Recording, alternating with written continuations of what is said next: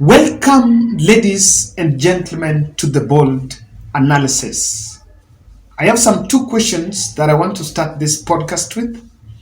But before I ask you those questions, I want to humbly request you to subscribe to our channel. I want to say thank you very much. For the last 2 days, we've been in a position to get more than 100 subscribers. Asanteni sana. The rate of subscription had gone down, but the recent few days we've been progressing, and I don't take it for granted. Asanteni sana. Is Kenya Kwanza really committed on this tea and coffee reforms agenda that is being given to Rigathi Gachagua? And if so, then what is the progress of that process? I analyzed to you guys that the farmers that the political class is posturing to be fighting for are actually, it is just mere politics. Do you know to date, the leadership has met board members of KTDA, I think of some cooperatives, the mountain, in that supply chain. The said farmer, they've never met that farmer. But that is not it. I have listened to President Ruto speaking in Kirinyaga today, and also Rigathi Gachagua. The speeches are revealing what, according to me, is just politics of coffee and politics of tea. Total diversionary. I want us to sample these few speeches, and it will. What you exactly think about it? Wanaona hii watu ya makateli. Tulisema ya kwamba wale wako katika wakora na matapeli, wako huko kwa kahawa, wako kwa chai, wako kwa maziwa. Sasa ati wao ndio wana finance hii mambo ya maandamano, ati kwa sababu tumesema tutafukuza makateli. Wapange maandamano. Surely, even if you want to tell the people about the strike, maandamano yenye inafanywa Nairobi inadila aje na mambo ya tea na coffee Mount Kenya? Kwani kuna coffee inapandwa hapa Nairobi? And this meeting that Raila has called, is a meeting with the people. How do that have to do with coffee reforms? Surely. Unajua unasikia vitu zingine mpaka unashindwa, kwani situsikianga hii Kenya wajinga waliisha? Kwani what happened to that saying? Now listen to this part. Wanataka, lakini kwa kahawa na chai na kwa maziwa watatoka. Yes. Sindio? We are promising them. They can finance whatever they want to finance. But our farmers can no longer be the slaves of brokers and cartels who have taken hostage our markets. And Mr. Deputy President, you have my very clear instructions on what you need to do. Unajua hii kazi ingefanywa na mawaziri, lakini unajua hii makatel na hii watu mabroka ni watu wako na ujeuri mingi na ni watu wako na ukora mingi. I can tell you without fear of contradiction kwamba Gachagua na karangwa. Now, I was expecting that if you go to Kirinyaga, because you're going to Mount Kenya, you are going to tell the people of Kirinyaga, the farmers of tea and coffee in Kirinyaga, what so far has been done. Not who is financing what, because it's not just simply not adding up. You know, someone is not telling you what he has done so far. I know, I can tell you. Let me tell you. The Deputy President has met some cooperatives, I think some few cooperatives in Mount Kenya. As yet, I don't know about progress about coffee, but there is a coffee reform committee that has formed with very good recommendations and policies. So, what has been happening about this issue of tea and coffee? You're just being told what so far has not been done, but what's happening. So, instead, before you tell the farmers about how cartels in the coffee and tea sector are sponsoring the demonstration, or rather the meetings in Nairobi, if they want to do with the coffee, si wangeenda wapange huko farmers ndio wange protest jamani, ama kunaendanga aje? Si kama ilikuwa hiyo basi, the people will be protesting at the coffee farmers there. How does it have to do? And anyway, if it is about those people cartels sponsoring those mandamanos, then are they the only ones that are affected? See, cartels hapa kwa maize kuna cartels, tulisikia maize is being imported. So, what is the direct link? Because we seem to have gotten ourselves into a discussion that we don't want to face the real issues. And if you want to know what I'm saying to me, I wanted to sample what Rigiji also said there. Na rais, wewe utuchunge. Hii watu ni mbaya. Hii makatel, rais tafadhali. Wewe ni ndugu yangu, you are my brother. Usiniwache katikati. Sababu hii watu tayari wametoa pesa kulipa watu ya magazeti kutuchafua. They are ruthless. Lakini this thing must be done one time.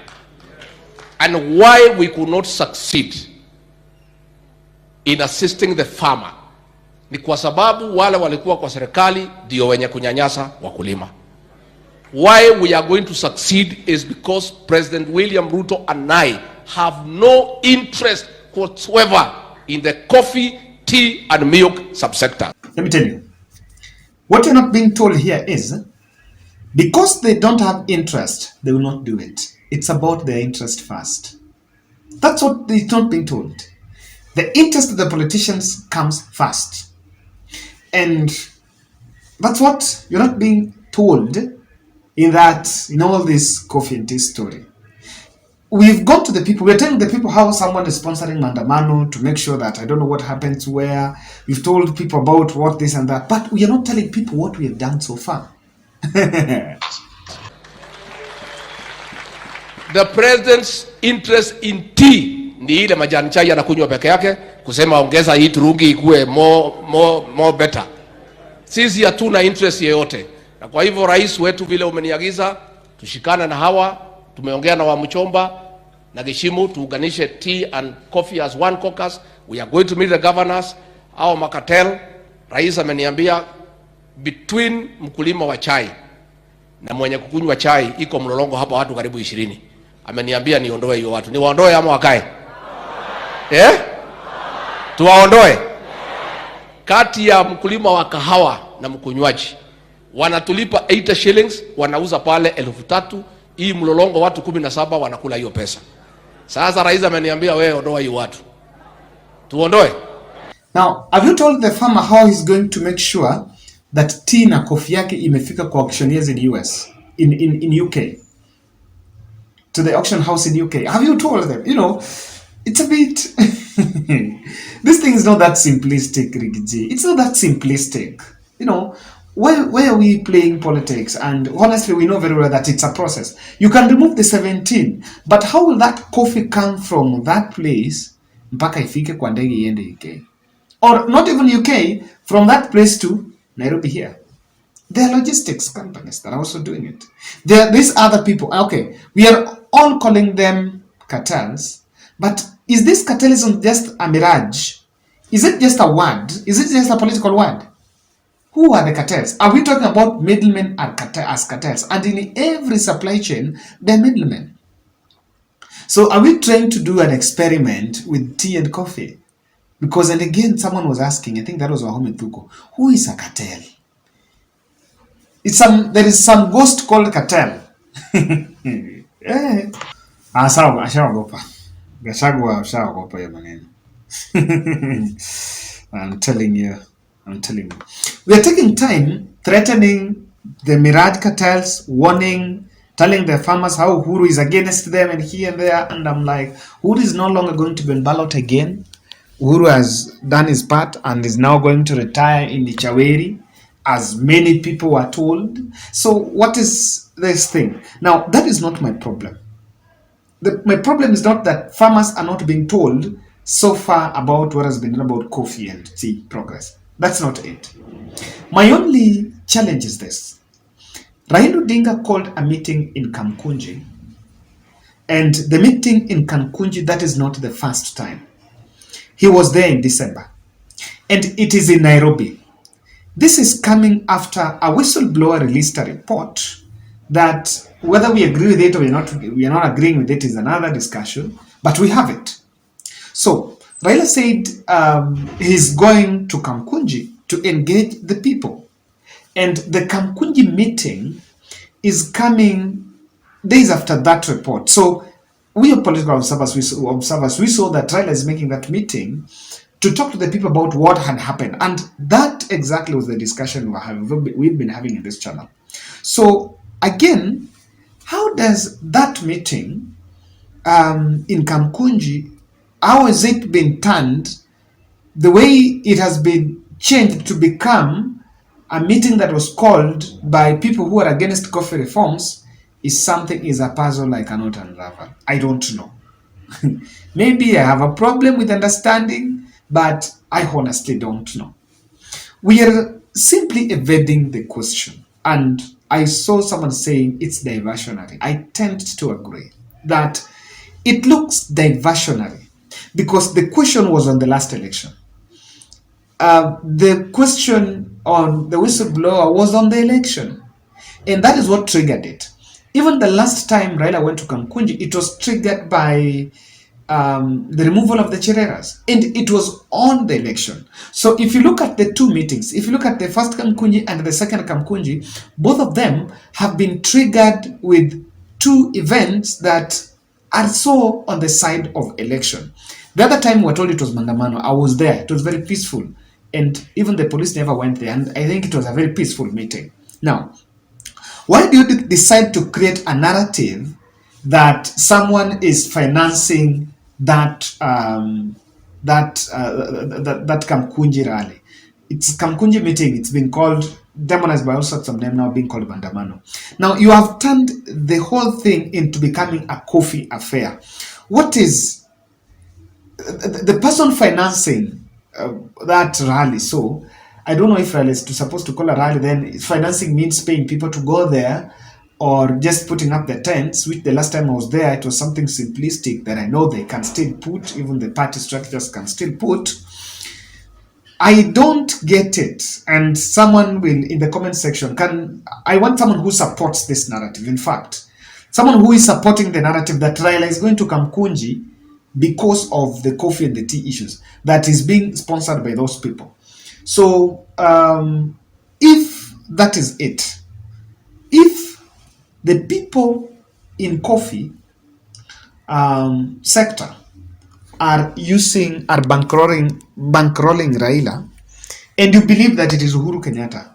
Now the same Kenya Kwanza government have given Uhuru Kenyatta a job. They have not given him a job, but Uhuru Kenyatta is working in some capacity, in some peace mediation capacity. You have the name, you have Uhuru Kenyatta's number. You can access President Uhuru. You can deal with Uhuru. So why don't you go after Uhuru Kenyatta? Just as simple as that. Just as simple as that.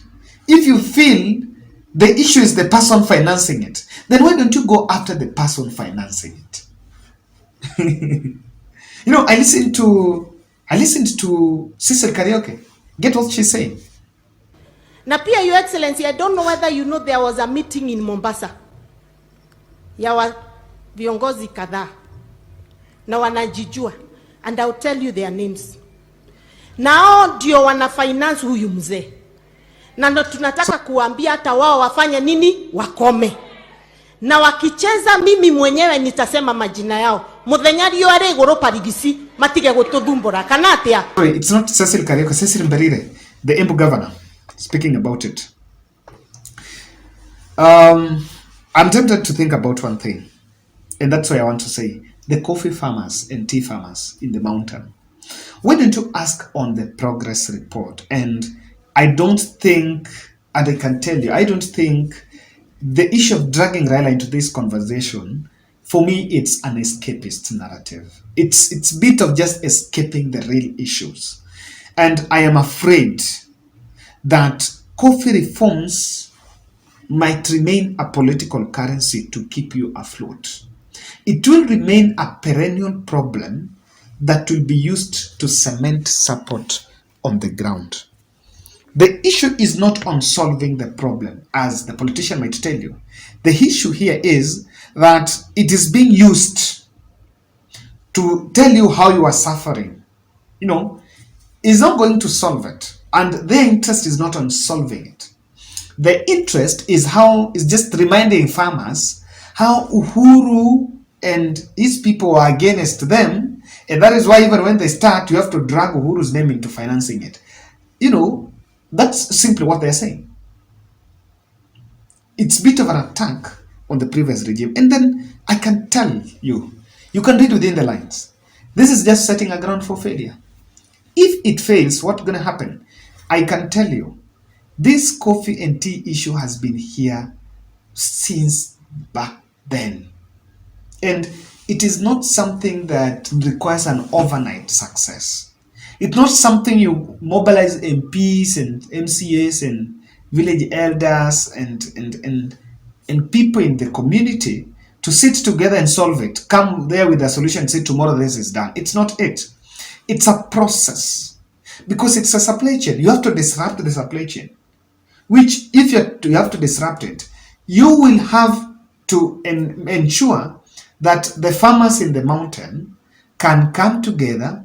They can have their own companies, number one. They can have our own processing processes, and also fly that coffee to UK, tea to UK, to export it out. Do you know that even the person exporting that coffee or tea is also a middle person? So if you talk about cartel, then the only person who is not a cartel in that sector is the farmer. I was told about pluckers getting, 7 shillings, per 1 kg or something. So I know you've known very well that the market could be better, that it's uko 3K, uko ni 80 bob. And there are 17 people here who are eating that money. You can reduce it. And if you reduce at least for the farmer, hata kama tuko napata basi 200, that will be good. That will be good.